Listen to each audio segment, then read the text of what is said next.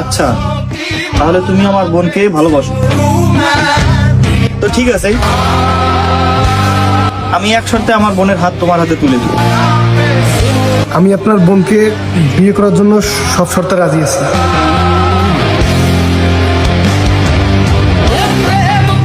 আমার পায়ের নিচে বসো, আমার জুতার উপরে তোমার নাক রাখো, তারপর আমার পা ধরে কান্না করতে করতে আকুতি মিনতি করে আমার কাছে আমার বোনকে ভিক্ষা চাও। আমিও তো দেখি তুমি আমার বোনের জন্য কি কি করতে পারো।